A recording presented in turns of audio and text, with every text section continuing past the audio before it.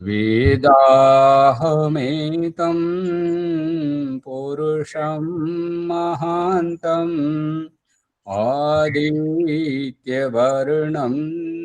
तमसः परस्तात् तमेव विदित्वा अतिमृत्युमेति नान्यः पन्था विद्यते यनाय नान्यः पन्था विद्यते येनाय। ఓం శాంతి శాంతి శాంతి. సత్యార్థ ప్రకాశము అధ్యాత్మ సత్సంగానికి వచ్చేసినటువంటి వారందరికీ నమస్తే, స్వాగతం, సుస్వాగతం.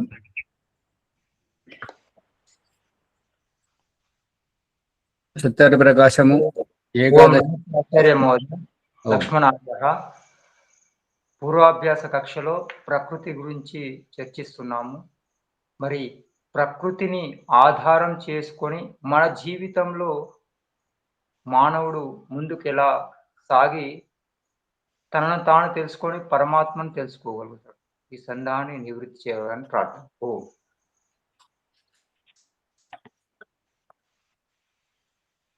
ఆధారం చేసుకొని, ప్రకృతిని ఆధారం చేసుకొని తనను తాను తెలుసుకొని పరమాత్మను తెలుసుకోవాలా?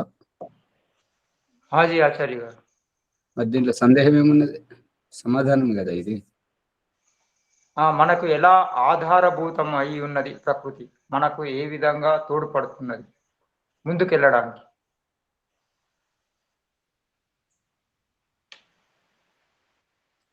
సీమంతోన్నయన సంస్కారం, సీమంతోన్నయన సంస్కారంలో చెప్పబడినటువంటి రహస్యం ఏంటంటే, శిశువు పూర్తిగా గర్భములో ఎదిగిన తర్వాత గర్భిణీ స్త్రీ వేడివేడిగా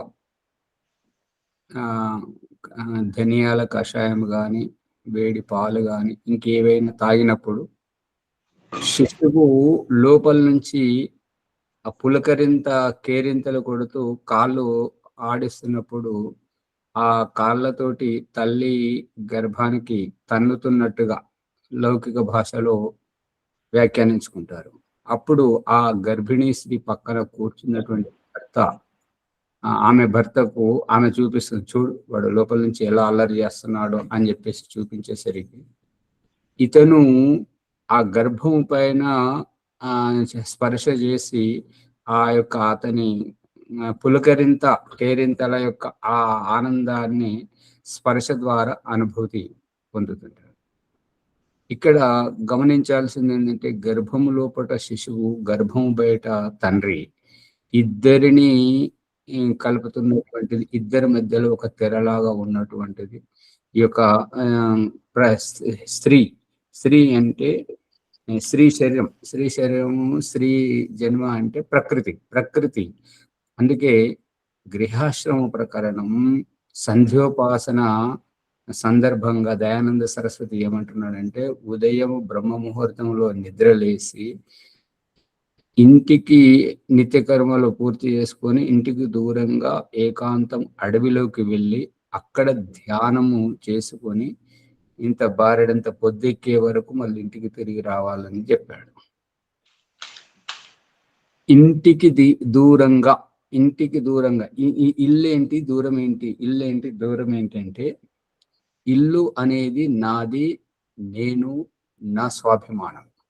ఈ నేను, నాది, నా స్వాభిమానము దూరంగా తీసుకెళ్తున్నాడు, అడవిలోకి తీసుకెళ్తున్నాడు, ప్రకృతిలోకి తీసుకెళ్తున్నాడు. ఆ ప్రకృతి ఒడిలో ధ్యానము చేయించి, ప్రకృతి ఒడిలో ధ్యానము చేయించినప్పుడు ఆ ధ్యానం చేస్తున్నటువంటి వ్యక్తికి ప్రకృతి పరమాత్మని కల్పిస్తుంటాడు. ఒక ఘటన, ఒక సాధ్వి తాను ధర్మ ప్రచారం చేసుకుంటూ ప్రకరణం ముగించుకొని బయలుదేరేసరికి సమయం అతీతమైంది. అయినా మన గూటికి మనం చేరుకుంటే బాగుంటుందని ఆతృతతోటి తాను ఎంత ఆతృతగా బయలుదేరి వచ్చినా గమ్యానికి చేరలేక ఒక ఊరిలోకి వెళ్ళాల్సి వస్తే ఆ ఊరిలో అమ్మ మరి ఇట్లా నాకు ఆలస్యమైంది, నేను రాత్రి ఇక్కడ ఉంటాను, ఉదయాన్నే లేచి వెళ్తాను అని అంటే, అమ్మ ఈ ఈ పని మాత్రం చేయకు, నువ్వు యవ్వనంలో ఉన్నావు, ఎవరైనా చూస్తే ఏమనుకుంటారు, మా ఇంట్లో వద్దు మా ఇంట్లో వద్దు అని చెప్పేసి ఎవ్వరూ ఆశ్రయం ఇవ్వకపోతే ఆవిడ ఊరు బయట వ్యవసాయదారుని ఆ పాక లోపల వ్యవసాయదారులు పనిముట్లు పెట్టుకోవడానికి ఒక పాక కట్టుకుంటారు గది. ఆ గదిలో పడుకున్నది. పడుకుంటే చలి బాగా ఉన్నది కాబట్టి నిద్ర రాలేదు. ఆ చలికి వణుకుతూ ఉంది. నిద్ర రాలేదు. మధ్యరాత్రి కొద్దిగా బయటకైనా తిరిగి చూద్దామని జెప్పేసి బయటకొచ్చి చూసేసరికి ఆవిడ పొద్దుతిరుగుడు తోటలో ఉన్నది. పువ్వులన్నీ బాగా విరబూశాయి. పైన నిండు చంద్రుడు ఆహ్, వెన్నెలను విరజిమ్ముతున్నాడు. ఆ యొక్క ప్రకృతి రమణీయము చూసి సరికి ఆవిడకు యజుర్వేదము 32వ అధ్యాయంలో మొదటి మంత్రం. తదేవాగ్నిస్తదాదిత్యస్తదు చంద్రమాః తదేవ శుక్రం తదు బ్రహ్మ స ఆపః స ప్రజాపతిః. ఈ మంత్రం గుర్తుకొచ్చే చూసేసరికి ఆ యొక్క చంద్రుని స్వరూపములో ఎంత ఆహ్లాదకరమైనటువంటి మనోరంజనమైనటువంటి ఆ ప్రకృతి రమణీయతలో ఈశ్వరుని యొక్క సాక్షాత్కారం జరుగుతుంది. ప్రకృతి మాధ్యమం.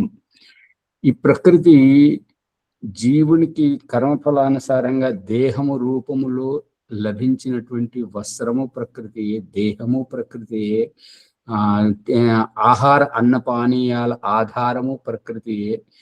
ఆ ప్రకృతిలోనే పరమాత్మ దర్శనం చూపించేసరికి ఆవిడ తనను తాను నియంత్రించుకోలేక ఆ విదూషిమని భగవంతునికి కృతజ్ఞతలు తెలుపుకొని అదే ప్రకృతిలో ఆమె చలి ఎక్కడ పోయిందో, ఇది ఎక్కడ పోయిందో, ఆ యొక్క పిల్లగాలి, ఆ పండు వెన్నెల, నిండు చంద్రుని చూసి ఆమె తమను తాము ఎంతో గొప్పగా, భగవంతుడు నాకు ఇంత మంచి గొప్ప అవకాశము నాకు ఇవ్వడానికేనా ఆ గృహస్థుల చేత నాకు ఆశ్రయం ఇప్పించనిది, గృహస్థులు నాకు ఆశ్రయం ఇచ్చి ఉంటే నేను ఈ యొక్క సదవకాశాన్ని కోల్పోయేదానిని. నీవు నా మీద దయదలిసి నన్ను అనుగ్రహించినందుకు నేను కృతజ్ఞురాలిని ప్రభు అని భగవంతుడికి ధన్యవాదాలు తెలియజేసుకుంటూ తెల్లవారుతుండగా మళ్ళీ ఊరిలోకి వెళ్ళి ఎవరెవరైతే వారికి ఆశ్రయం ఇవ్వలేదో వారందరికీ ధన్యవాదాలు చెప్పుకుంటూ తాను నిష్క్రమించింది. వాళ్ళు అడిగారు ప్రజలు, అమ్మా మేమేం ఉపకారం చేయలేదు, తిరస్కరించాము కదా, మరి తిరస్కరించినందుకు ఇంత కృతజ్ఞత భావం ఎందుకు అంటే, మీరు తిరస్కరించారు కాబట్టి నాకు ఈశ్వర సాక్షాత్కారం జరిగింది. నా అభీష్ట దేవుడు నన్ను కనికరించాడు, అనుగ్రహించాడు. మీరు గనక నాకు ఆశ్రయం ఇచ్చి ఉంటే నేను ఈనాడు ఈ యొక్క సదవకాశాన్ని పొంది ఉండేదానిని కాదు. అందుకని మీ తిరస్కారమే నా యొక్క పుణ్య ఫార్మిలో నన్ను సఫలీకృతం చేసింది. అర్థమవుతుందా లక్ష్మణ్ గారు? ఆచార్య గారు అర్థమవుతుంది. ఓం ధన్యవాదాలు. అందుకని ప్రకృతి మన దేహము, మన వస్త్రాలు, మన తినుబండారాలు, మనం నడిచేటువంటిది, మన గూడు అన్ని ప్రకృతి ఆధారంతో. ప్రకృతి లేకుండా మనం ఏమీ చెయ్యలేము అనేటువంటి రహస్యమునే భగవంతుడు మన చేత పెన్ను బట్టి రాయిస్తున్నాడు, పేపర్ మీద రాయిస్తున్నాడు, వస్త్రాలు తొలగిస్తున్నాడు, నీళ్లు తాగిస్తున్నాడు, గూడు కట్టిస్తున్నాడు, వాహనం నడిపిస్తున్నాడు. అన్ని ఆ ప్రకృతి ఆధారం, పట్టుబడేటువంటి ప్రకృతి ఆధారం, రూపాకృతి కలిగినటువంటి ప్రకృతి ఆధారం లేకపోతే జీవుడు ఏమీ చేయలేడు. ఇది రహస్యం. అతను ఉనికినే చాటుకోలేడు. ఉనికినే చాటుకోలేని అతను జీవుడు మరి ఇంకా తనను తాను ఎలా ఉద్ధరించుకుంటాడు? ఇది రహస్యం. ఓం ధన్యవాదాలు ఆచార్య మహోదయ.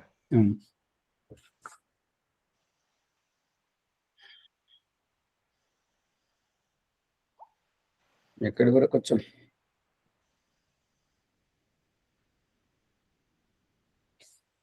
253 ఫోటో సార్. 53వ పూటలో సిద్ధాంతి పరమేశ్వరుడు నిరాకారుడు, ఆకాశం వల్ల సర్వత్ర వ్యాపకం. మూడవ పేరు. మూడవ పరమేశ్వరుడు నిరాకారుడు ఆకాశము వలె సర్వత్ర వ్యాపకుడు అగుట వలన ఏ పదార్థమును బ్రహ్మకు భిన్నముగా వేరుగా ఉండజాలదు. అంతా బ్రహ్మము. అంటే ఇప్పుడు మనకు ప్రత్యక్షంగా చూస్తున్నట్టయితే నరేంద్ర మోదీ గారు కానీ, ద్రౌపది ముర్ము గారు కానీ, వారు ప్రజా బహుమతమును, ప్రజల యొక్క గెలుపును, ప్రజల మన్ననలను మనసును గెలుచుకొని ప్రజల ఓటు ద్వారా వాళ్ళు గెలిచి అధికారంలోకి రాగానే ఒక దావానంలాగా వ్యాపించడం. అదే ఇంతకుముందు మన్మోహన్ సింగ్, సోనియా గాంధీ గారు, మరియు ఇంతకుముందు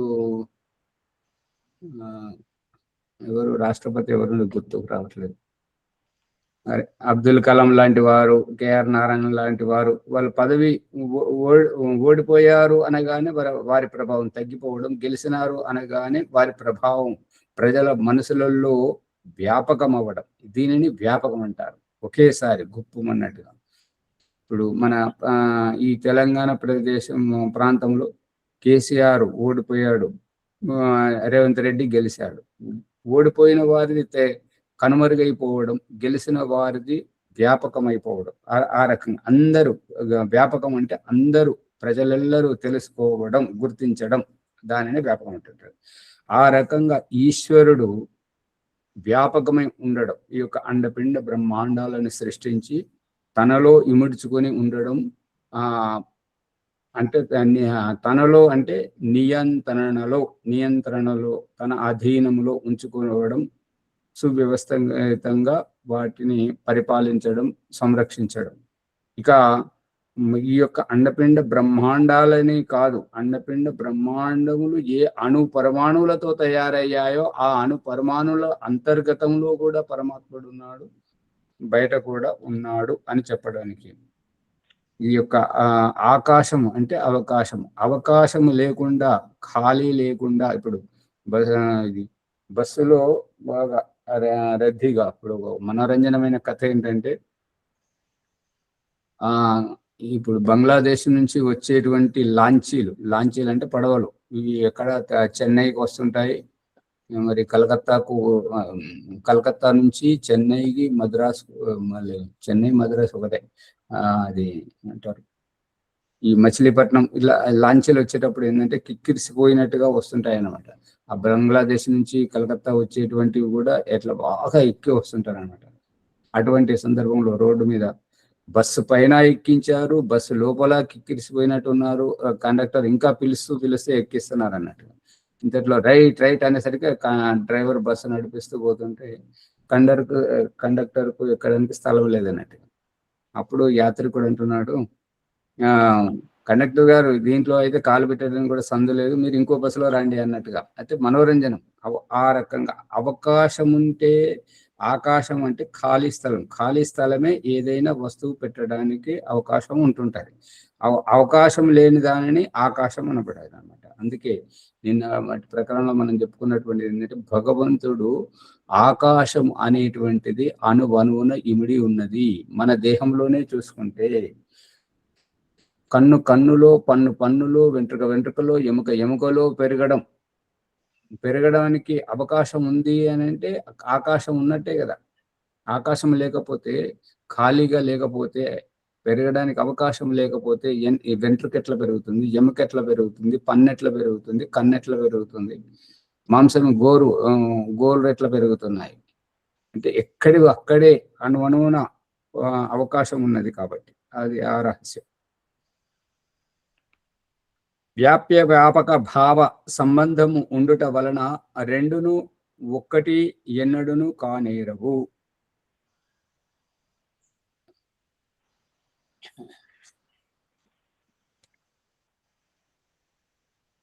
లక్ష్మణ్ గారు దాంట్లో సందేహంలో ఇంకా స్పష్టత ఏంటంటే, ఆ గర్భిణీ స్త్రీ శరీరం లోపట సంతానం, బయట తండ్రి, వాళ్ళిద్దరి మధ్య తెర ఏ రకంగానైతే ఈ ఆమె గర్భము అనే తెర ఎట్లయితే ఉన్నదో, ప్రకృతి ఒడిలో కూర్చున్నటువంటి ధ్యానం చేస్తున్నటువంటి వ్యక్తికి ప్రకృతి ఈ పరమేశ్వరునికి ప్రకృతి రమణీయతను ధ్యానం చేస్తున్నటువంటి వ్యక్తి మనం చూసేటువంటిది ప్రకృతి, వృక్ష వనస్పతి, చెట్లు, నదులు, సూర్యచంద్ర నక్షత్ర గోళాల ఈ కనిపిస్తున్నటువంటి ఆకృతిని మనం చూస్తుంటాం.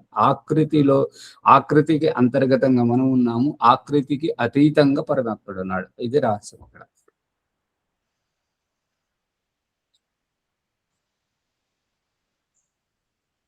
అర్థమవుతుందా ప్రభాకర్ గారు?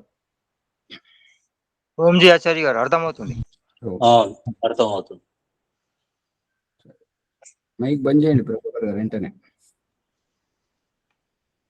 అనగా అన్వయ వ్యతిరేక భావంతో చూసినప్పుడు వ్యాప్య వ్యాపకములు రెండును కలిసి ఉండి ఎల్లప్పుడూ వేరుగానే ఉండును.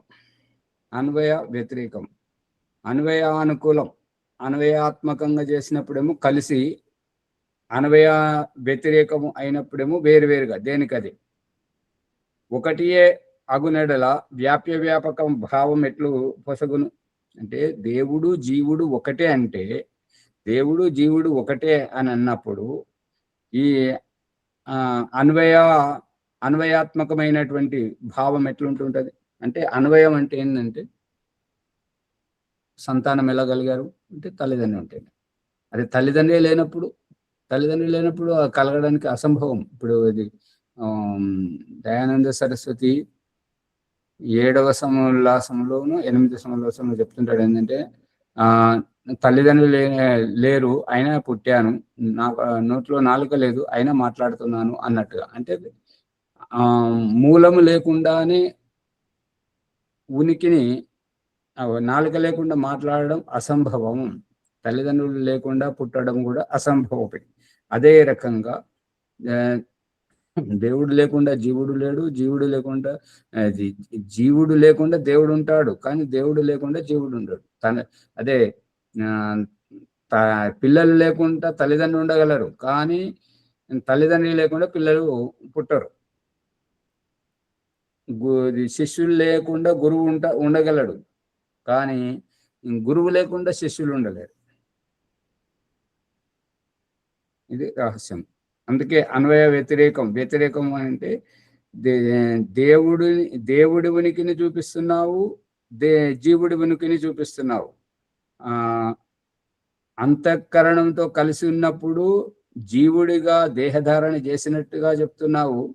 అంతఃకరణం పవిత్రమై జ్ఞానవంతుడైనప్పుడు, జీవనముక్తి పొందినప్పుడు ఇక జీవుడి ఉనికిని ఖండించి దేవుడే దేవుడు ఉన్నాడు, బ్రహ్మయే బ్రహ్మ ఉన్నాడు, జీవుడు లేడు అని ఖండిస్తున్నావు. ఇప్పుడు నీది అన్వయ వ్యతిరేక భావము ఉన్నప్పుడు నీ దృష్టాంతము ఈ వ్యాప్య వ్యాపక భావం ఏ రకంగా పొసుగుతుంటది. అందుకని నువ్వు ఇచ్చినటువంటిది దృష్టాంతం తప్పు. వ్యాప్య వ్యాపక సంబంధము కలగదు. బృహదారణ్యకము యొక్క అంతర్యామి బ్రాహ్మణమున స్పష్టముగా వ్రాయబడి ఉన్నది. బ్రహ్మమునకు ఆభాసము కలగదు, బ్రహ్మమునకు ఆభాసము కలగదు. ఆకారము లేని వస్తువున ఆభాసము కలుగుట అసంభవము.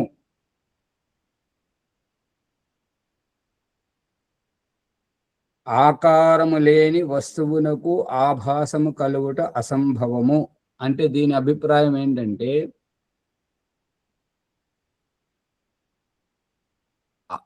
సంధ్యోపాసన అంగస్పర్శ అసంతృప్తి నుండి సంతృప్తి దశకు ఆ యొక్క రహస్యం ఏమిటంటే, అసంతృప్తిగా ఉన్నదెవరు, సంతృప్తి పొందుతున్నదెవరు, అవగాహన లేని అజ్ఞానంతో ఉన్నదెవరు, జ్ఞానము బోధపడినప్పుడు అవగాహన ఎవరికి కలుగుతుంది. ఇది ఇక్కడి రహస్యం. జీవాత్మకు కలుగుతుంది.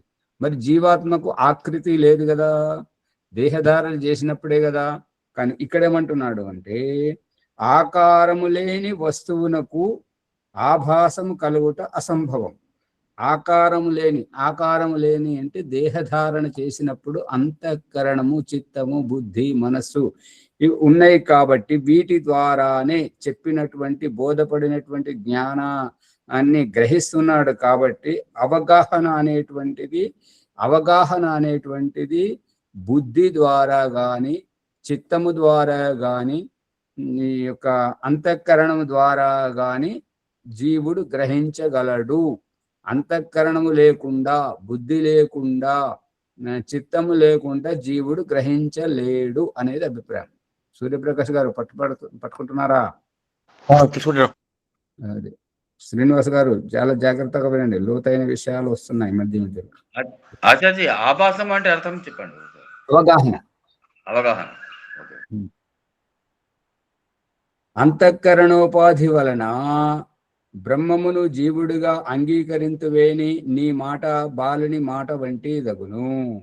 అంతఃకరణ ఉపాధి వలన అంటే అంతఃకరణము లేకపోతే బ్రహ్మ జీవుడు కాలేడు అనేది నీ అభిప్రాయం. అంతఃకరణ అంటే కర్మఫలము అనుభవించాలి కాబట్టి ఆ కర్మఫలముతో ముడిపడి ఉన్నాడు కాబట్టి ఆ కర్మఫలము వలన అజ్ఞాని అవుతున్నాడు కాబట్టి బ్రహ్మ జీవుడిగా అంగీకరిస్తున్నావు. ఈ కర్మఫలము లేని నాడు జీవుడే లేడు, అంతా బ్రహ్మమే, పూర్ణ జ్ఞాని అనేటువంటి అభిప్రాయంతో బ్రహ్మను నువ్వు స్వీకరిస్తున్నావు. అది నీ మాట ఎట్లున్నదంటే చిన్నపిల్లలు మాట్లాడినట్టుగా ఉన్నది. అవికసితం. చిన్నపిల్లలు అంటే అవికసిత బుద్ధి, వ్యక్తిత్వ వికాసం కానటువంటి మిడిమిడి జ్ఞానము కలిగిన వారు అని అభిప్రాయం. అంతఃకరణము ఖండములుగా నుండి చలించుచుండును. అంతఃకరణం అనేటువంటిది ఏంటంటే ఖండములుగా అంటే ఇది ఒక్కొక్కరి సామర్థ్యాన్ని బట్టి ఒక్కొక్క రకంగా ఉంటుంటుంది. అందరిది ఒకే రకంగా ఉండదు. పండితునిది, పామరునిది, ప్రధానమంత్రిది, పిచ్చివాడిది, బ్రహ్మర్షిది, సామాన్యం అడుక్కు తినే అంట్లు దోముకునే వారిది, మరియు పండితులది, ఇదంతా ఒకే రకంగా ఉండదు. ఖండములుగా ఉండి చలించుచుండును. బ్రహ్మము అఖండము, పరమాత్ముడు ఏంటంటే అఖండుడు. అచలము అంటే అతడు ఎక్కడికి రాడు పోడు. అంటే ఇప్పుడు అవతారం ఎత్తడము అనేటువంటిది. ఇప్పుడు నీవు మాట్లాడుతున్నది ఏంటంటే అంతఃకరణంతో కూడి నిండినప్పుడు కర్మఫలంతో ముడిపడి ఉంటాడు కాబట్టి బ్రహ్మతత్వమును విడిచి జీవతత్వాన్ని గ్రహించి జన్మలెత్తుతున్నాడు కాబట్టి అవతారం అంటున్నావు. ఇది అజ్ఞానం.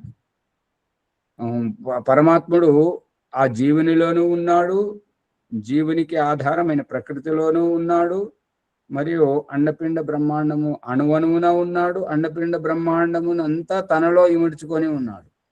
భగవంతుడు లేడు అనేది ఎక్కడ లేదు. అతడు అచలుడు అంటే చలనము అనేటువంటిది అవకాశం ఉంటేనే చలనం జరుగుతుంటుంటది.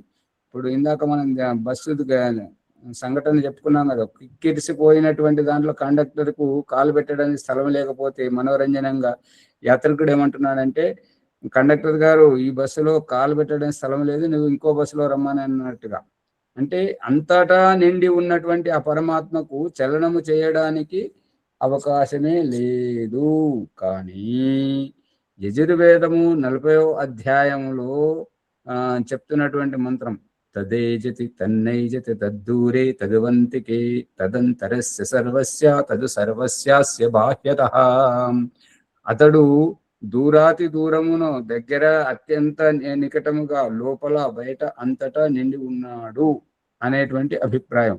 మనం ఎక్కడికైతే ఇప్పుడు జీవుడు ఏంటంటే ఈ యొక్క సంధ్యోపాసన దయానంద సరస్వతి మనకు విడమర్చి చెప్తున్నటువంటిది ఏంటంటే, ఎన్నెన్నో జన్మలు తిరిగి ఈ జన్మకు వస్తేవా ఎప్పుడైనా మేలుకో జీవ అనే రహస్యాన్ని నువ్వు వచ్చావు కదా, ఇదిగో చూడు పరమాత్మ అని అన్నట్టు అమృత ఉపస్తరణమసి స్వాహ. ఓ పరమాత్మ, నేను నీ సాన్నిధ్యాన్ని వదిలి ఎన్నెన్ని జన్మలు తిరిగి ఈ జన్మకు ఈ రూపంలో ఇలా జన్మిస్తున్నా కూడా రమ్మని చెప్పి నా కోసం ఉపస్తరణముగా పరుచుకున్నావా స్వామి, ధన్యురాలిని అనేటువంటి కృతజ్ఞతాభావము తెలియజేయడం. అందు గురించి భగవంతుడు అంతటా నిండి ఉన్నాడు అంటే జీవుడు ఇక్కడికి వచ్చి చూస్తే ఇక్కడ ఉన్నాడు, ఇక్కడికి వెళ్ళి అంత ఆ ఇంద్రియ నిగ్రహం మనో నియంత్రణ చేసుకొని జీవనముక్తి పొంది స్వర్గానికి వెళితే అక్కడ ఉన్నాడు, ఎక్కడికి వెళ్ళినా అక్కడ ఉంటున్నాడు అనమాట. ఈ రహస్యాన్ని యశోద అమ్మ శ్రీకృష్ణునికి గోటి ముద్దలు తినిపిస్తున్నప్పుడు ఆడుకుంటూ ఉంటుంటే ఎక్కడ ఉన్నాడు అని, ఎక్కడ చూస్తే అక్కడే అంత భూగోళం అంతా తన నోట్లోనే తిరుగుతున్నట్టుగా చూపించడం. మళ్ళీ హిరణ్యకశిపుడు ఆ ప్రహ్లాదునికి ఎక్కడున్నాడు రా నీ యొక్క అదే ఆరాధ్య దేవుడు ఈ మొగరంలో ఉన్నాడా, ఈ పిల్లల్లో ఉన్నాడంటే ఉన్నాడు అంటే దాన్ని పాలగొట్టి చూస్తే దాంట్లో వచ్చే నరసింహస్వామి వచ్చి చూపించినట్టుగా. ఇదంతా ఏంటంటే ఎందెందు వెతికిన అందందే తన స్వరూపంతో అందుబాటులో ఉన్నటువంటి ఈశ్వరీయ స్వరూపము. అందుకే అతనికి చలనము లేదు, అంతటా నిండి ఉన్నాడు, పరిపూర్ణుడు. ఈ విషయాన్ని గ్రహించినటువంటి అతడు సూక్ష్మ స్వరూపుడని గ్రహించినటువంటి ఈ యొక్క బ్రహ్మకుమారి వాళ్ళు ఈ యొక్క కోడిగుడ్డు ఆకారంలో మధ్యలో మెరుస్తున్నటువంటి చుక్కలాగా పట్టుకుని ఏంటంటే వాళ్ళు సూక్ష్మంగానే గ్రహిస్తారు.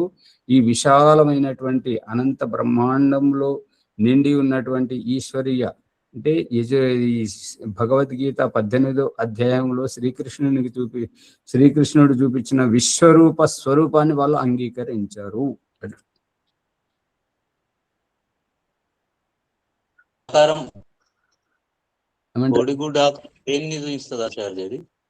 అయ్యో వాళ్ళు ఆ కోడిగుడ్డ ఆకారంలో దీన్ని ఏమంటారు,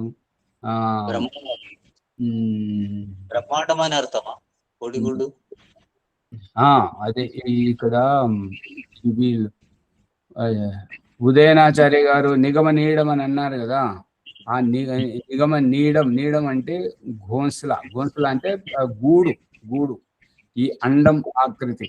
ఈ యజుర్వేదంలో మంత్రం వస్తుంటది అనమాట, విశ్వం భవత్యేక నీడం. అది దానిని అండాకృతిలో ఉంటుంటది. ఆ దాంట్లో పరమాత్ముడు ఈ చుక్కలాగా ఈ మెరుస్తున్న దానిలాగా ఉంటుంటాడు అని వాళ్ళ అభిప్రాయం.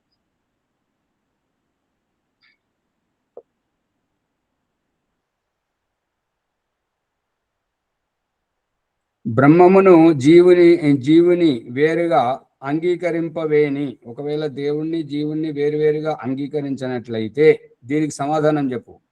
అంతఃకరణం ఏ ప్రదేశములకు చలించిపోవునో ఆయా దేశపు బ్రహ్మమును అజ్ఞానిగను తాను విడిచి వెళ్ళిన తావులందు బ్రహ్మను జ్ఞానిగను తెలియజేయునా లేదా? అంటే ఎక్కడైతే ఇప్పుడు ఏంటంటే చిన్నపిల్లల దృష్టాంతంతో భగవంతుడు చూపిస్తున్నటువంటిది ఏంటంటే వాళ్ళ కంటబడింది వారికి కావాలి, అది ఎటువంటిదైనా సరే.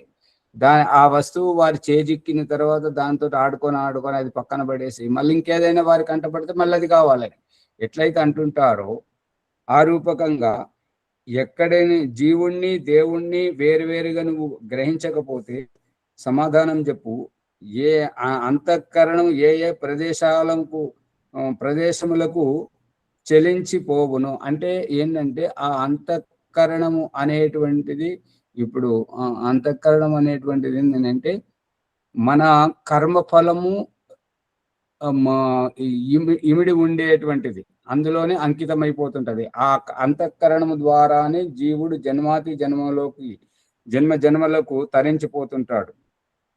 అలా పోతున్నప్పుడు ఆ కర్మఫలం ఎక్కడికి పోతుంటది అని అంటే ఎవరితోటైతే తాను ముడిపడి ఉన్నదో అటువంటి తల్లిదండ్రుల సాన్నిధ్యానికి, బంధుమిత్రుల, శత్రువుల సాన్నిధ్యానికి వెళ్ళి అక్కడ తన కర్మఫలం వారితో వాళ్ళది వారికి చెల్లించి తనది తాను అనుభూతి పొందడం. అంటే ఇప్పుడు తల్లిదండ్రుల కడుపున పుడితే వాళ్ళకి పిల్లల సుఖాన్ని వారికి ఇచ్చి తల్లిదండ్రుల సుఖాన్ని తాను పంచుకోవడం, ఈ రకంగా ఎవరిది వారికి చెల్లుబాటు అవ్వడం గురించి ఆ అంతఃకరణం ఎవరెవరి దగ్గరికి ఏ జన్మలోకి వెళుతుందో మరి అక్కడ పోయినప్పుడు అక్కడ అజ్ఞానిగాను ఎక్కడి నుంచి అయితే ఆ అంతఃకరణము విడిచిపెట్టి వెళుతుందో, ఇప్పుడు తల్లి గర్భం నుంచి రాగానే ముందు తండ్రి శరీరం నుంచి రాగానే అక్కడ జ్ఞానిగా మరి తల్లి గర్భం నుంచి రాగానే అక్కడ జ్ఞానిగా, ఈ చనిపోగానే ఇక్కడ జ్ఞానిగా, ఎక్కడెక్కడైతే విడిచిపెట్టిపోతున్నాడో అక్కడ జ్ఞానిగా, ఎక్కడెక్కడైతే పట్టుకొని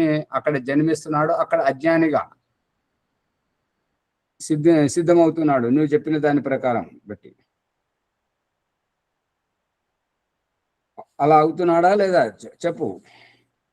తెరిచి ఉంచిన గొడుగు ప్రకాశమున ఎటకు పోవును, అక్కడక్కడ ప్రకాశము ఆవరించి నీడను కలగజేయును. అంటే ఇప్పుడు మనం ఎండకు ఛత్రి పట్టుకొని పోతుంటే, ఎండకు కానీ వానకు కానీ ఛత్రి పట్టుకొని పోతుంటే ఆ ఛత్రి పైన వర్షము పడుతుంటది, సూర్యుని ప్రకాశము పడుతుంటది. ఛత్రి కిందనైతే వర్షము చినుకులు రావు, ఎండ కూడా తగులదు.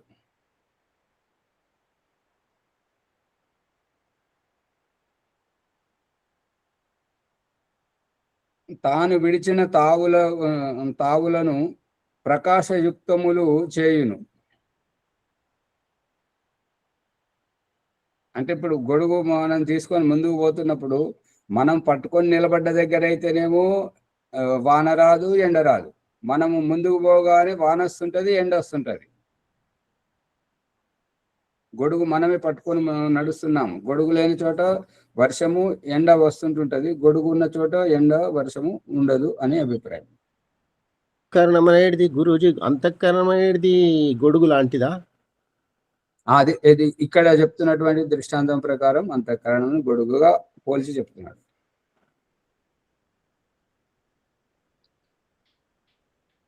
అట్లే అంతఃకరణము కూడా బ్రహ్మమును చేయదా?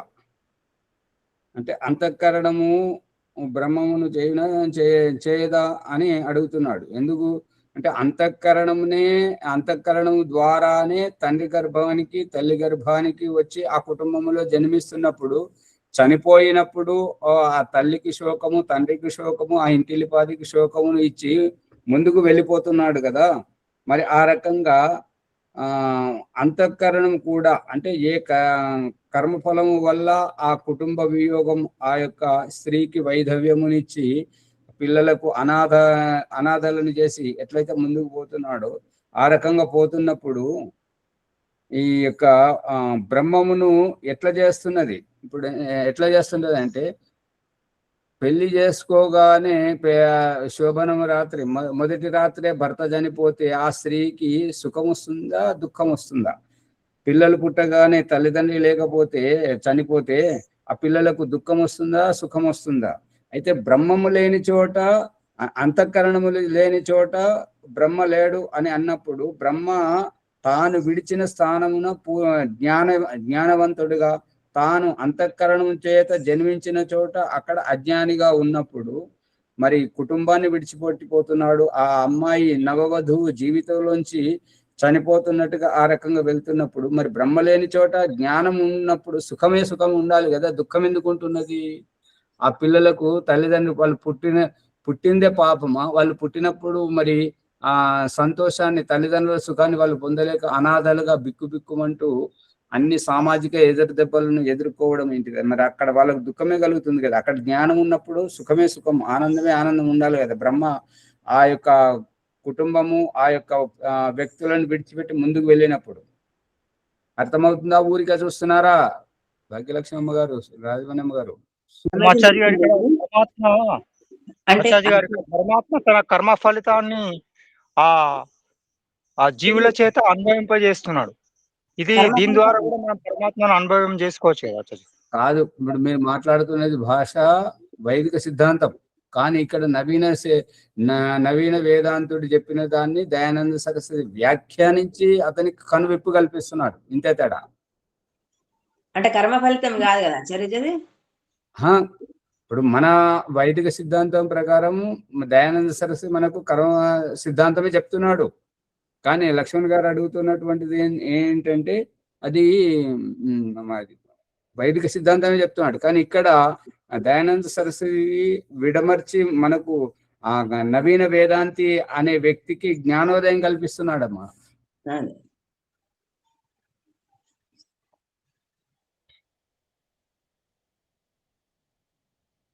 ఇప్పుడు అంతఃకరణంతో కూడి ఉన్నప్పుడు బ్రహ్మ అజ్ఞానిగను జీవునిగాను పరిగణించబడుతున్నప్పుడు అంతఃకరణము రహితమైనటువంటి బ్రహ్మ జ్ఞాని జ్ఞాని అయినప్పుడు జ్ఞాని సంపర్కములో ప్రజలు దుఃఖంగా ఉంటారా? జ్ఞానం కలిగినప్పుడు బాధలో ఉంటారా?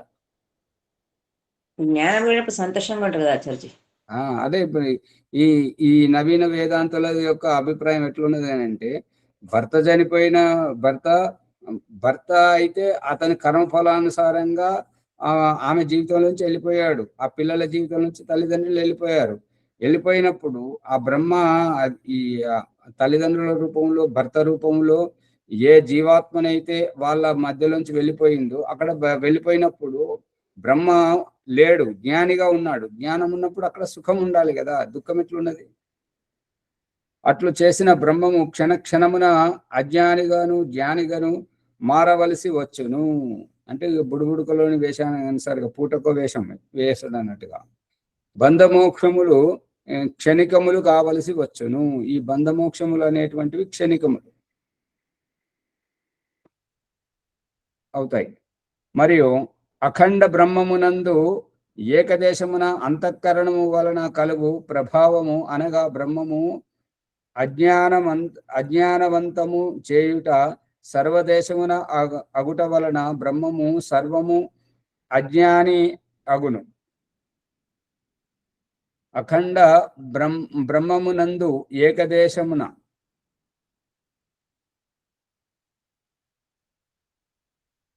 అఖండ బ్రహ్మము నందు ఏకదేశమున అంతఃకరణము వలన కలుగు ప్రభావం అంటే ఆ అఖండ బ్రహ్మము పరమాత్మ అయినటువంటి అతనికి ఈ అంతఃకరణం సంయోగం వలన ఏకదేశమున అంటే ఒక శరీరములో ఒక తల్లి కడుపున ఒక కుటుంబము మధ్యలో అక్కడే ఉండుట వలన ఆ ప్రభావము అనగా బ్రహ్మము అజ్ఞానవంతము చేయుట అంటే అజ్ఞానవంతము చేయుట సర్వదేశమున అగుట వలన బ్రహ్మము సర్వము జ్ఞానిని అగును, జ్ఞానవంతుడగును.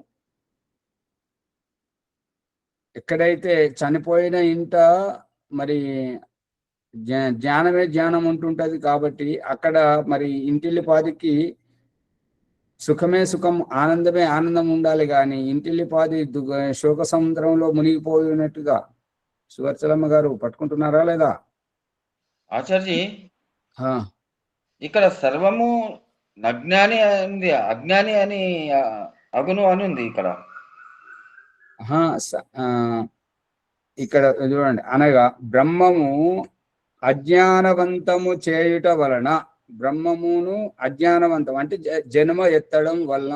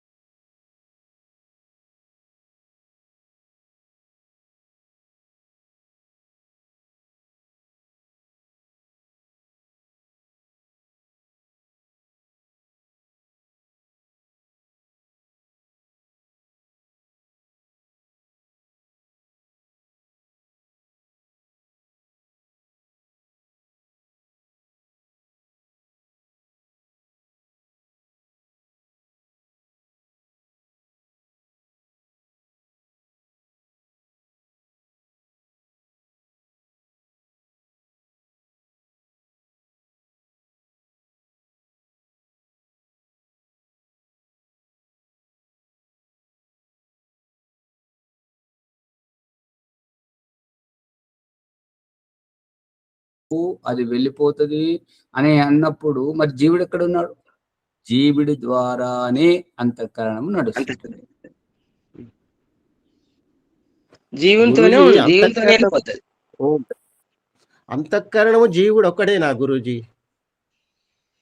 వేరు వేరు వేరు వేరు. వేరు వేరు. ఇప్పుడు అయితే వినండి, అంతఃకరణము ఎటువంటిది అని అంటే పిల్లలు, బడి పిల్లలు, కాలేజీకి వెళ్ళేటువంటి వాళ్ళు సంవత్సరం అంతా ఇంటికి బడికి చిన్న పిల్లలు తిరుగుతుంటారు, ఇంటికి కాలేజీకి పెద్ద పిల్లలు తిరుగుతుంటారు. ఈ ఇంటికి కళాశాలకు, ఇంటికి బడికి తిరగడం యొక్క ఉద్దేశం ఏంటి? ఎందుకోసం తిరుగుతారు సంవత్సరం అంతా? మళ్ళీ పై తరగతికి వెళ్ళడం చదువు కొరకు. వాళ్ళు తిరగడానికి తల్లిదండ్రులు ఎన్ని అపసపాలు పడతారు, ఎంత ధనం ఖర్చు చేస్తారు. దీని అంతటికి సారాంశం ఏంటంటే నువ్వు పాస్ అయ్యావు, నువ్వు ఫెయిల్ అయ్యావు. ఈ ఒక్క శబ్దం వినడానికి సంవత్సరం అంతా తిరుగుతారు.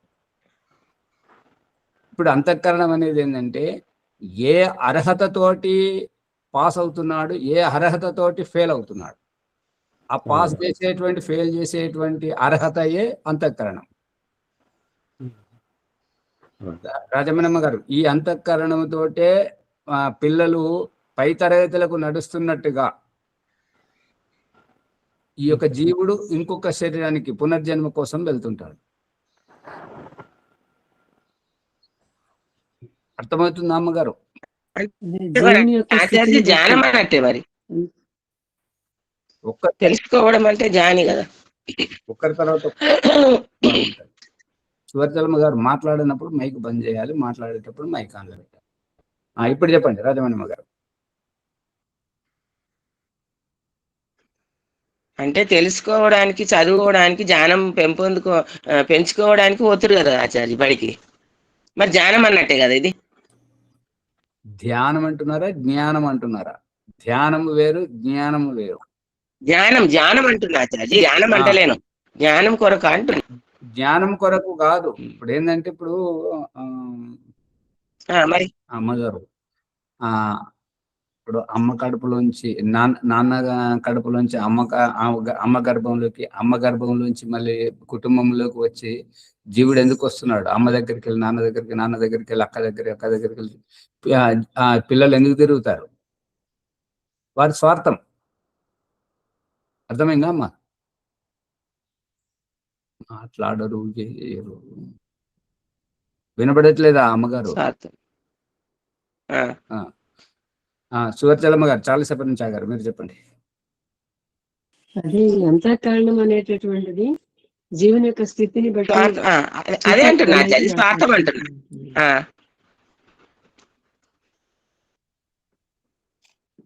అమ్మగారు మధ్యలో వస్తుంటారు. రాజమణమ్మ గారు, మీది ఫోన్ పనిచేస్తలేదు ఏంటి? చాలా ఆలస్యంగా వస్తుంది. చెప్పండి, ఎవరైనా ఒకరు చెప్పండి. ఉండండి. సూర్యప్రకాష్ గారు ఆగండి, ముందు అమ్మలు ఇద్దరు వాళ్ళు. రాజమణమ్మ గారు మీది కానివ్వండి, మీది అయితే సువర్చలమ్మ గారు చెప్తారు. మా గారికి ఆచార్జీ నా ఫోన్ రాలేదు పొద్దున్న నుంచి, 5:30కు వచ్చింది అది. సరే, జీవుని యొక్క ప్రారబ్ధ స్థితి అనేది అనిపించింది. జీవుని యొక్క స్థితి ప్రారబ్ధ స్థితిని బట్టే కదా, భగవంతుడు అంతఃకరణాన్ని బట్టే కదా తర్వాత నిర్ణయించేది అనేది. సూర్యప్రకాష్ గారు చెప్పండి. అంతఃకరణం అంటే లోపలి అంటే ఆత్మ యొక్క కరణాలు, అంటే పనిముట్లు, మనసు, బుద్ధి, చిత్తము, అహంకారం, ఇవి కలిపి ఆత్మకు సాధనాలు. సంకల్ప విఫలకాలకు ఇవి అంతఃకరణలుగా పరమాత్మలో ఇవ్వబడినటువంటి జడతత్వాన్ని నేను భావిస్తున్నా. ఇది మీ భావననా లేదంటే ఎక్కడైనా ప్రమాణయుక్తంగా చెప్తున్నారా?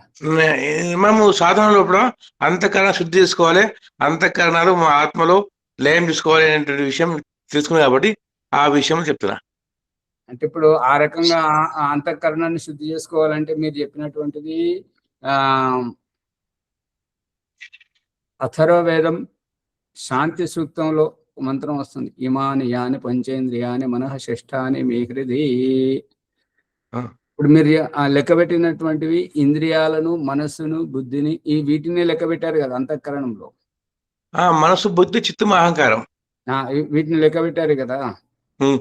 ఇప్పుడు మనస్సు ఉండాలా ఉండకూడదా, బుద్ధి ఉండాలా ఉండకూడదా, ఇది చిత్తం ఉండాలా ఉండకూడదా, పని చేయాలా పని చేయకూడదా అనేటువంటిది కర్మఫలం ఆధారంగా ఉంటుంటుందా, లేదంటే కర్మఫలం లేకుండానే ఈ మనసు, బుద్ధి, చిత్త, అహంకారమే ఉంటుంటుందా, ఇంద్రియాలు ఉండవా?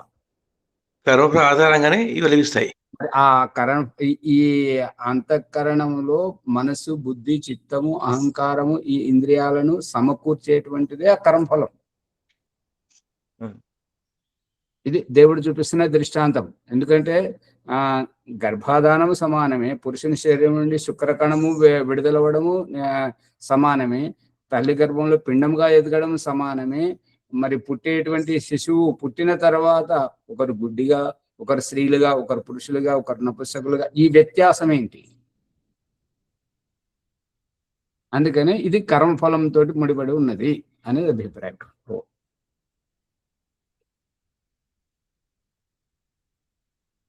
ఓం ఆచార్య గారు, అంతఃకరణం అంటే సూక్ష్మ శరీరం అని అనుకోవచ్చు ఆచార్య గారు? అంతే, సూక్ష్మ శరీరం. ఓం గురూజీ, ఇప్పుడు శిశువు అనేది తల్లి గర్భం నుండి బయటపడ్డ తర్వాత ఏడవడం ఎందుకు గురూజీ? సంతోషంగానే ఉండాలి కదా ఇంకో జన్మ తీసుకున్నప్పుడు. ఓం. ఇప్పుడు శిశువు అనే పదానికే అర్థం సరిగా లేదు, మనకు పలకరాక శిశువు అని అంటున్నాం. శిశువు అని అన్నదానికి అర్థం ఏంటంటే సుయి సుయి సుయి అని చెప్పేసి శ్వాస యొక్క వినికిడిని శిశువు అంటున్నాం, సుయి సుయి అనేవాడు. ఇప్పుడు వేరే వాళ్ళు మనోరంజనమైన భాషలో ఏంటంటే సుయి సుయి అంటే మూత్రం చేయడానికి సుయి సుయి అనే శబ్దం వాడుతుంటారు. అది ఆ వికృతి. ఇప్పుడు మీరన్నది ఎందుకు ఏడుస్తున్నారు అంటే అతని స్వార్థం. ఇప్పుడు తల్లి పక్కలో పడుకున్నటువంటి శిశువు ఎందుకు మసులుతున్నాడు ఆ తల్లిని అడిగని చెప్తాడు. అంటే అతనికి ఏదో అవసరం ఉంది, ఆకలిస్తుందా, దొడ్డికి వస్తుందా, లేదంటే మలమూత్ర విసర్జన వదలాలనుకుంటున్నాడా, ఆ మసలడంతో తల్లి పసిగడుతుంటది. స్వార్థం, అసువిధ, అసంతృప్తి.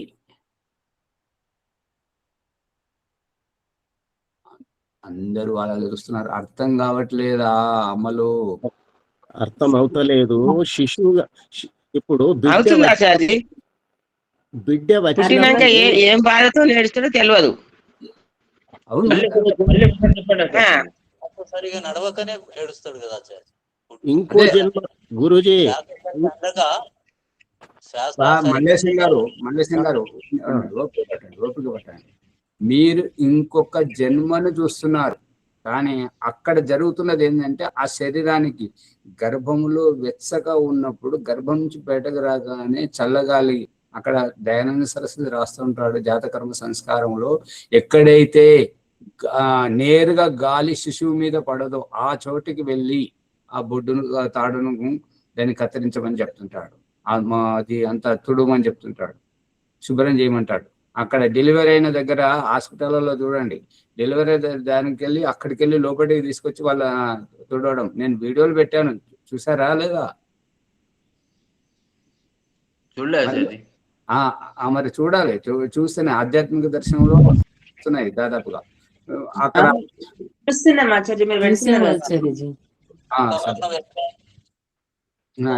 అక్కడ అసువిధ గాలి. ఇప్పుడు మనకు చూడండి మల్లేశం గారు, ఏదైనా చేతికి గీరకపోతే పైన నుంచి ఒక ప్లాస్టిక్ కవర్ లాగా తెల్లగా పోతుంటాయి, అది వెళ్ళిపోయిన తర్వాత గాలి తగిలిన సుర్రుమంటుంటుంది. గమనించారా లేదా? మరి శిశు శరీరం గర్భం లోపట గాలి వెలుతురు లేనటువంటి నీటిలో మునిగినటువంటి ఆ శరీరము దాని నుంచి బయటకు వచ్చిన తర్వాత తుడుస్తూ ఉన్నప్పుడు ఏదైనా రాసుకుపోయినా కానీ లేదంటే గాలి ఏదైనా అసువిధ ఏదైతే ఉంటుందో అప్పుడే ఏడుస్తాడు. ఏడవలసినటువంటి అవసరం ఏంది? ఇంక మీరు హాస్పిటల్లో నేను చూపెట్టిన దాన్ని ఏంటంటే వాళ్ళు కొడుతుంటారు మామూలుగా. ఎట్లా అంటే ఒక చేపను పొట్టు తీసినట్టుగా వాళ్ళు ఇట్లా తుడవడం. వాళ్ళకి ఏంటంటే మనం ఎంతైతే సున్నితంగా అయ్యో పాపం శిశువు అని చెప్పేసి మనం చూస్తుంటాం, వాళ్ళకి ఆ దయాది ఏమీ లేదు. ఎందుకంటే వాళ్ళు రోజు చేస్తుంటారు కాబట్టి, రోజుకు 2-3 చేస్తుంటారు కాబట్టి వాళ్ళకు అదంతా ఆ సున్నితత్వం అనేటువంటిది వాళ్ళలో చచ్చిపోయింది. వాళ్ళు గిచ్చుకుంటారు, వాళ్ళు తల కింద చేసి కాలు తీసుకొస్తుంటారు అదంతా. అవును ఆచార్య ఏడవని వాళ్ళకు ఏడిపిస్తారు కూడా. దాని అభిప్రాయం ఏంటంటే బతికుండా సచ్చాడా, అది వాళ్ళు తెలియజేసుకోవడం గురించి. బతికే ఉన్నాడు అని నిరూపించి చూపించడానికి గిచ్చడం, కొట్టడం, తలకిందులుగా చేయడం, అదంతా చేయడం. దానికి ఏడ్చేది దాని వల్ల, ఆ అసువిధ వల్ల. మళ్ళీ తల్లి శరీరంతో ఆ పేగుబంధం ఒకేసారి తెగిపోయినప్పుడు శ్వాస అందదు. ఎందుకు అందదు అని అంటే ముక్కు ఇంకా శుభ్రం చేయలేదు కదా, ముక్కు శుభ్రం చేయలేదు, ఆహారం అందదు, ముక్కు శుభ్రం చేయలేదు కాబట్టి ఏడుస్తాడు. ఏడ్చేవారు ఏడుస్తారు, ఏడవని వారిని ఏడిపిస్తారు. అది ఇప్పుడు వచ్చేటప్పుడు తాను ఏడ్చుకుంటూ వస్తాడు, పోయేటప్పుడు మనందరినీ ఏడిపించుకుంటూ పోతాడు. ఇప్పుడేమంటారు మల్లేశం గారు? విచిత్రం జీవన విధానంలో. సరే, సమయం చాలా అయిపోయింది. ప్రభాకర్ గారు, లక్ష్మణ ఓం సర్వేభ్యో నమస్తే. సత్యార్థ ప్రకాశం ఏకాదశ సముల్లాసం నుండి ఈ నవీన వేదాంతి సిద్ధాంతికి మధ్యన సందేహ నివృత్తి ప్రశ్నోత్తరాల రూపంలో అనేక విషయాలు వింటున్నాం, ఎన్నో విషయాలను తెలుసుకుంటున్నాం. పరమేశ్వరుడు నిరాకారుడు, వ్యాపక తత్వం, పరమాత్మ సర్వవ్యాపకత్వం. ఇలాంటి ప్రభాకర్ గారు మీరు అలా చెప్తే, మీరు యాప అంటే వాళ్ళు యాప చెట్టు కడిగిపోతారు. వ్యాప కాదు,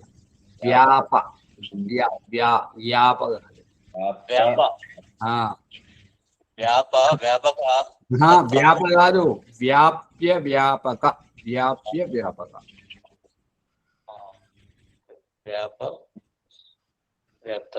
ఇలాంటి విషయాలు అనేకం. సరిగ్గా మైక్ అందుతలేదు ప్రభాకర్ గారు. ఈ విషయాలు పరమేశ్వరుడు, ఈశ్వర బ్రహ్మ తత్వం గురించి అనేక విషయాలు తెలుసుకుంటున్నాం. ఈ విషయాలన్నీ సరళంగా అందించిన ఆచార్య గారికి ధన్యవాదములు. ఇంకేమైనా ఇందులో సందేహాలుంటే ప్రశ్న రూపంలో కామెంట్ బాక్స్ లో రాసి సందేహ నివృత్తి చేసుకోవాలని కోరుతున్నాం. ఎందుకంటే సందేహ నివృత్తి ద్వారా జ్ఞానం అత్యధికంగా పొందగలుగుతాం. కాబట్టి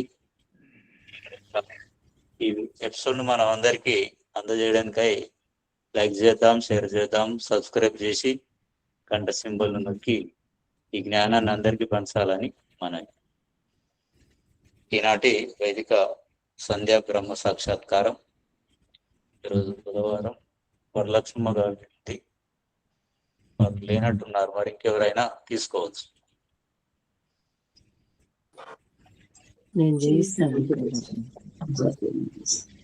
సువర్చలమ్మ గారు వైదిక సంధ్య చేస్తున్నారు.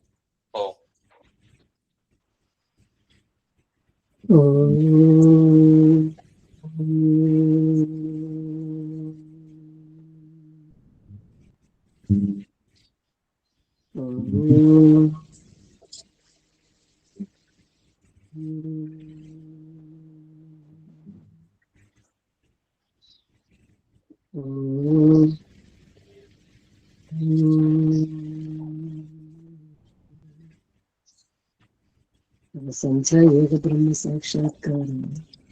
ఓం అమృతోపస్తరణమసి స్వాహా. ఓం అమృతాపిదానమసి స్వాహా.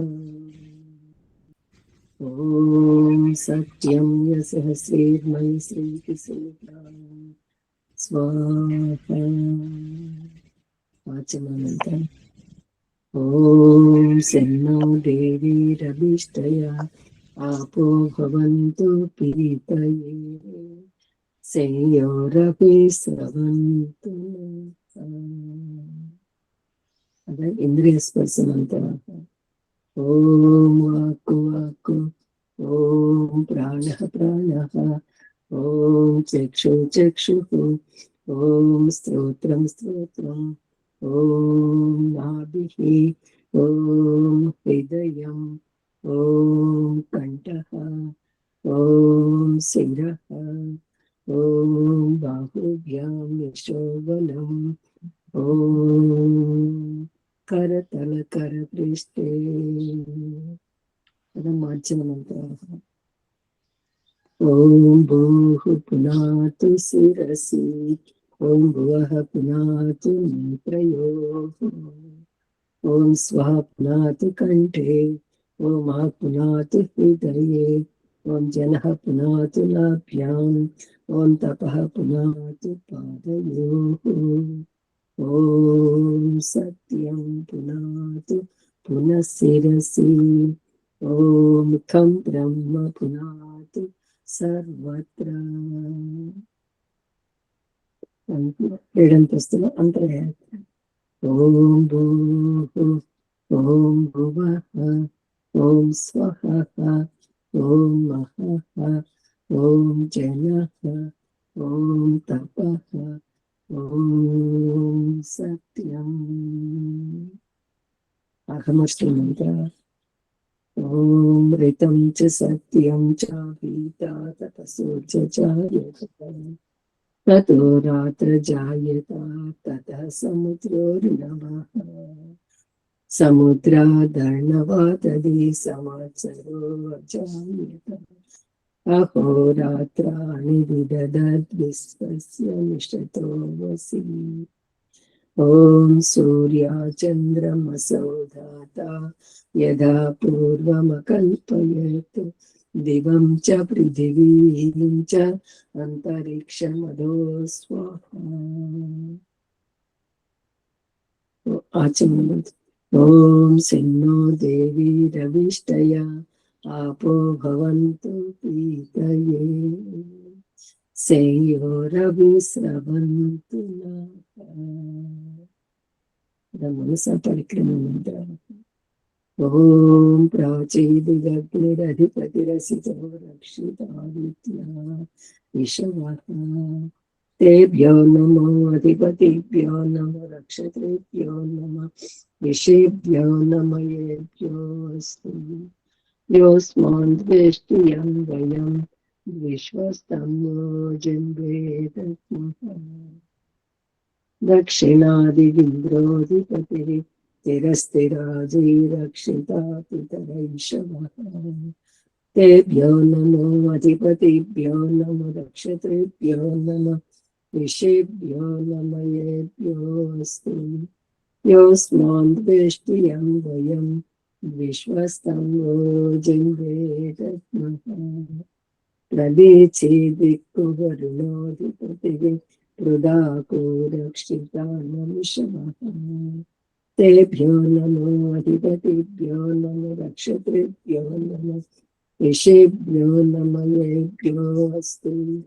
యోస్మాన్ ద్వేష్టియం వయం విశ్వస్తమో జంభేదస్మః.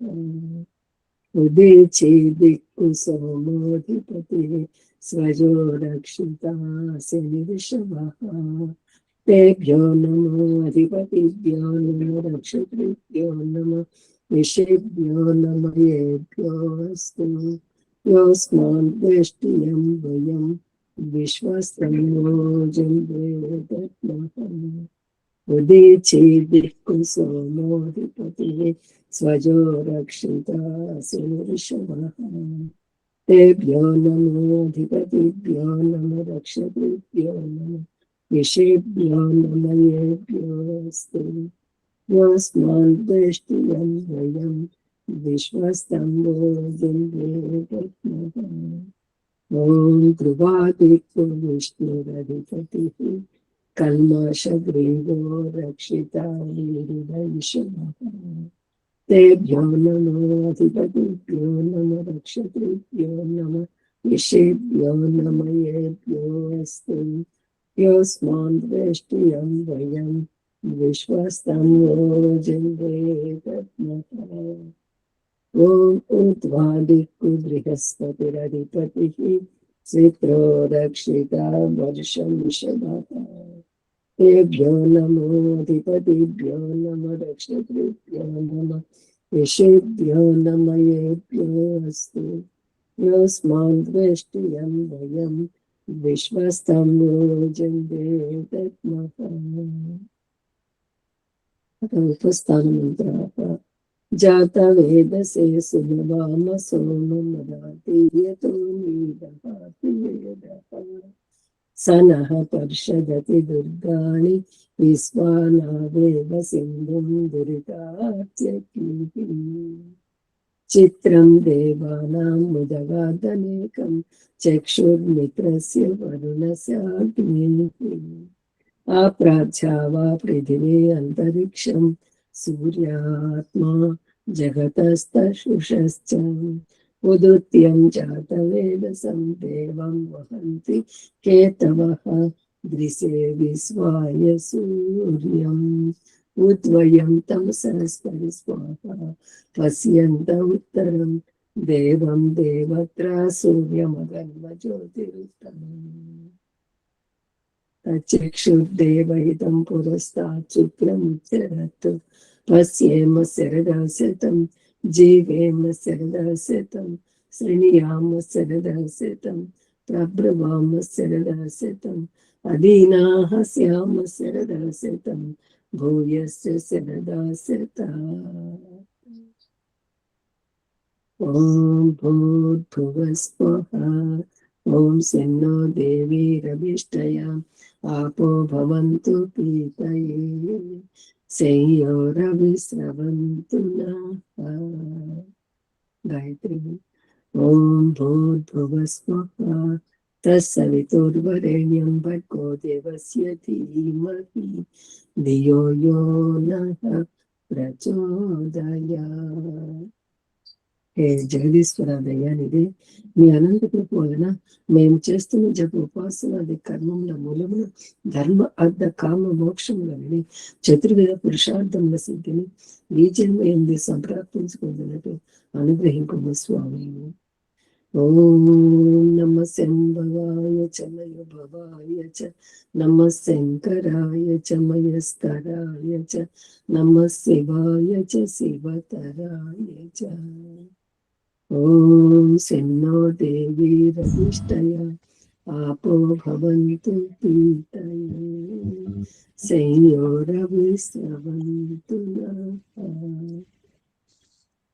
ॐ शान्तिः शान्तिः शान्तिः. इति ब्रह्मयज्ञं समाप्तम्.